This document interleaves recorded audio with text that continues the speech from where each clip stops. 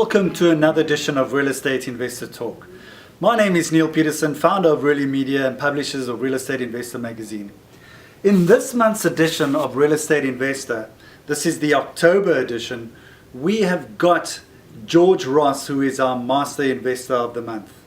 For those of you that don't know, George Ross is the right-hand man of Donald Trump, and you've probably seen him in the series Celebrity Apprentice and the Apprentice series. Now, any decision that Donald Trump makes, he goes to George Ross to help him and advise him on any particular investment. Now, since we are so passionate about investors out there, we also believe that you also need to get the right advisors.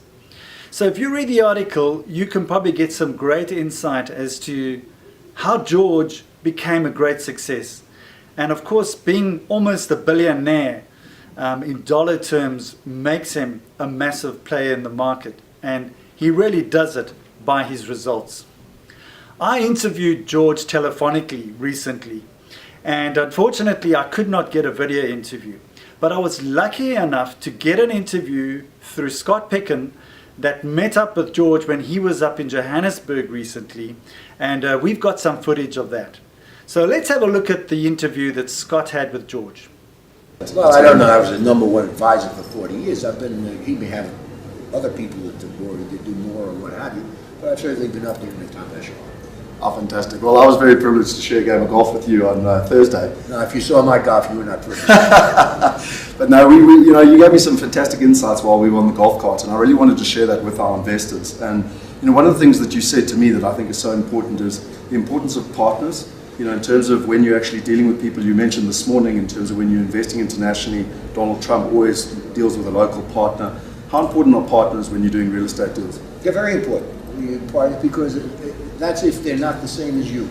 If they're the same as you, they're of very little value. If on the other hand they have something to offer that you don't have, and necessarily it's not necessarily money, but some insight or things, that they're good. So now you have two people or two groups that can add more and always worth more than one, because the tendency is that any one person looks at it their view and they don't see the other viewpoint. If you have somebody that comes up with a different viewpoint, at least you have something to listen to. That's why Donald listens to me. I have a different viewpoint. I'm not involved with it. I'm not a part of his deals at this point. I can give him an unvarnished opinion and say, this is what I think, and he knows I'm not just a yes man. He can take it or not, but it's important to have somebody, like to have a coach or somebody that you can go to that will look at what you're doing in an impartial manner.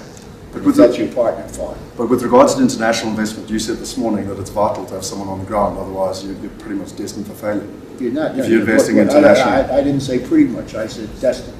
Destined for failure. But you can't.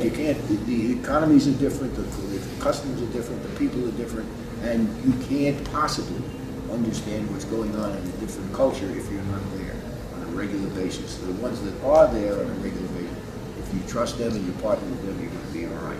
For us sitting here in South Africa, we all know about the American economy, we know about the banking crisis, the debt in the American economy.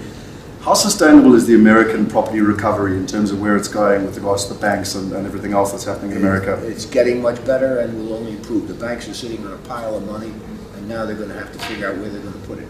And once the banks decide they're going to go back into making loans, which is what their business was, then everything is going to be fine. And it has improved. The economy's, and again, perception becomes the reality.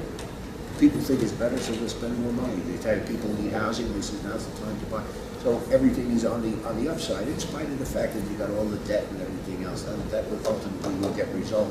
But if people think there's an improvement or a particular area is one for growth, it will. It will do that. That follows, because it always follows after. By the time they think it's going to happen, it's already happening, and then it's beyond it. Somebody says, "I should have known that earlier." You just was there. You just never thought. Tell me, what markets would you suggest are the better markets in America at the moment? That's the question's too broad. Okay. But I can't say the better market. There's no such thing. Better market depends on what you want to buy and where you want to buy it. So how much money you got. I'm currently investing in New York, Atlanta, Memphis. What are your thoughts on that? When you say New York, Atlanta, Memphis, I love all three. Okay. If you said you want to invest in Dallas, I would say no. This has got too far to come back. So you pick three cities which are on the uptick, and they have the economy and they have the people and so forth, that's fine. I think that's great. And when you're in there, you should get a lesser return because you're dealing with something much more substantial.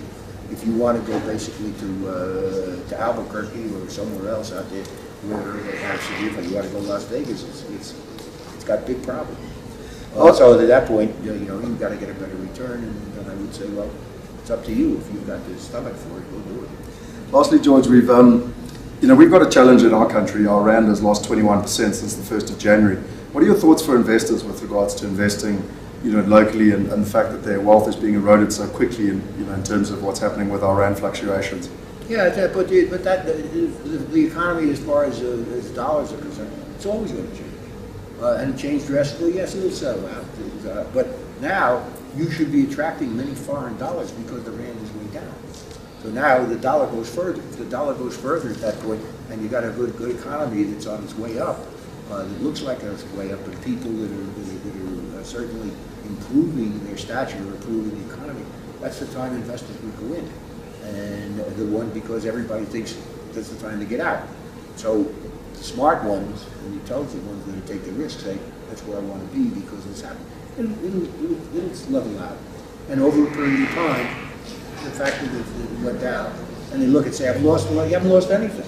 But until if you had rand, at this point you say, I want to convert them into dollars, and you want to do it now when the rand is at a low, that's up to you. But other than that, it's mental. And as long as you say, fine, what do you need any more to live? Is that what? No. The costs will achieve itself. So if you want a particular product and it costs you 1,000 rand, and now the rand has gone down, so maybe it costs you 1,200 or 1,400. So what? So it all comes back to the investment at the end of the day. Absolutely. George, it's been wonderful. Thank you so much for your time, and I love learning from people who've got so much experience. So thank you very much. Cheers. My pleasure. Cheers. This month we are running a very special promotion. You can win iPad minis, and the way to do that is just to click below on our Digimag on our website. All you have to do is just submit your email and password. Once you've done that, you are then onto our system and you could be in line to win an iPad mini, which means that you can also access Real Estate Investor magazine on your iPad, Android device. You can get video, you can get tweets, you can get Facebook links, you can get all different types of links to different types of websites digitally, anywhere in the world at any given time. This is a great opportunity for you to register for this magazine, and we're going to be running it for free for a limited period only. This month we've also gotten another book, and it's a commercial handbook that we've got in the magazine. So for those commercial investors out there, that's a great little add-on.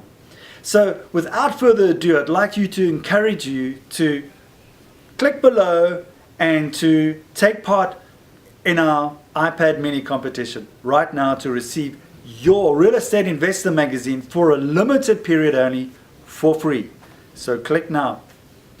The good news is I'm going to be going to the United States with Scott Peckin for 2 weeks. And we're going to be going on a buyer's tour. We're going to be looking at the property markets. We're going to be talking to investors on the ground. We're going to get all kind of market information that we're going to feed back through to you through the Real Estate Investor website. There's also going to be another website blog which will also be linked onto the Real Estate Investor website. Our Facebook page, we're going to tweet you, we're going to send you videos, and we're going to keep you updated of what's going on. So don't miss that opportunity. And within the next two weeks, from the 25th of October up until the 12th of November, which culminates in Orlando, starting in New York City, we're going to be feeding you live information on the United States market. What a time it is to invest in the US, and I'd encourage you to get involved and to follow us just to find out what it's all about. And with that, I'd like to say to you, successful investing, and we will see you at our next event, which we're going to announce soon.